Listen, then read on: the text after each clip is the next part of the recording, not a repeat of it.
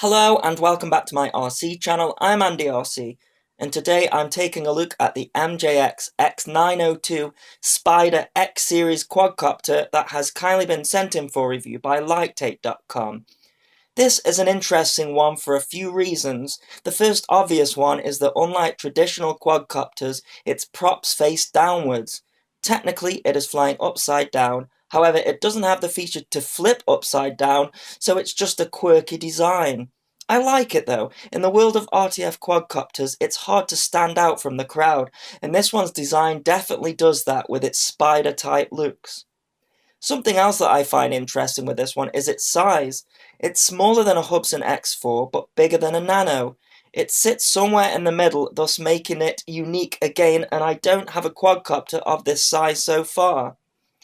The finish is really premium looking too, but this has been the case with my other MJX aircraft that I have reviewed.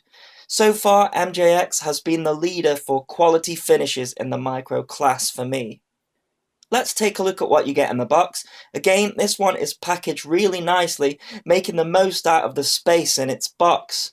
This is important to me because I have quite a few of these quadcopters now, and storage becomes a consideration for me.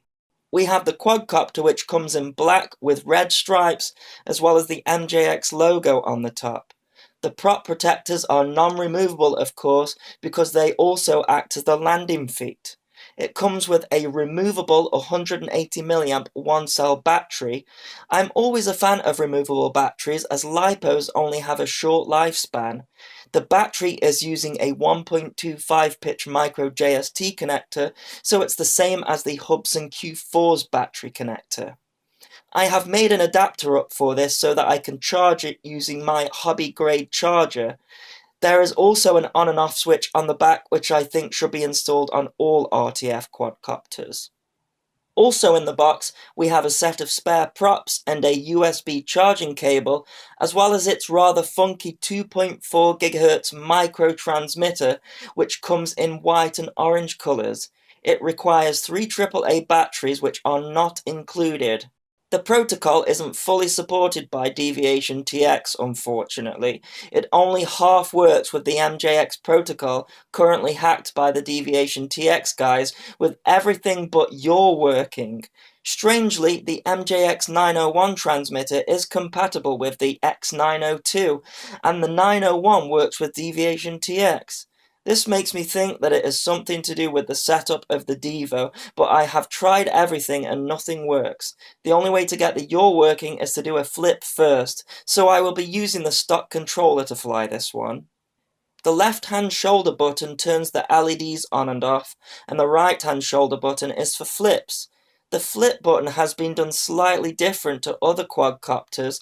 To do a flip, you have to hold down the shoulder button and then either input pitch or roll to perform a flip. If you don't hold the flip button down, then nothing happens. We have trim buttons all around, and depressing the throttle stick activates low and high rates. There is a button in the center of the transmitter that does not seem to do anything other than change the color of the LED on the transmitter from red to green. I have the feeling that this was going to be an inverted feature that was never implemented.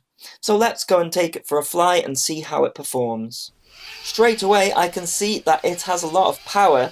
I'm hovering on about 30% throttle, and any slight movements on the throttle stick causes a big increase in ascent.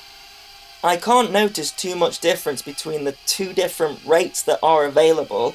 I would describe them as low and medium rates rather than low and high rates. However, on the high rate, the yaw rate is much higher.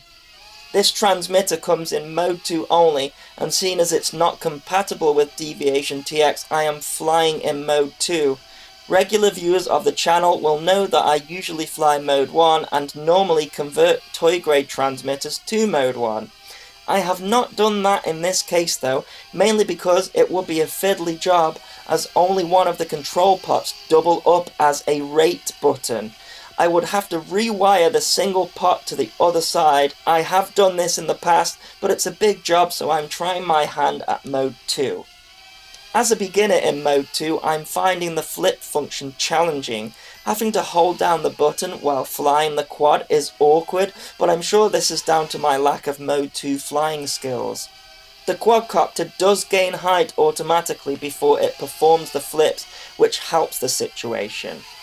Other than that, it flies really nice, and it is in a nice small package. It offers a bigger sized quadcopter than a nano, but packs away into a nano-sized box. There's no headless mode or one key return on this aircraft, but I'm not a fan of those features anyway. I really like how we can turn the LEDs on and off from the transmitter. It's a small thing, but I'm always a fan of it. I like the position of the LEDs. We have 2 blue LEDs at the back and 2 orange, which make the quadcopter look like it's got eyes. Having LEDs means that this aircraft can be flown in the dark if you are into that sort of thing, but only the body of the aircraft has LEDs and not the arms, so you don't want to fly it too far away from yourself in the dark.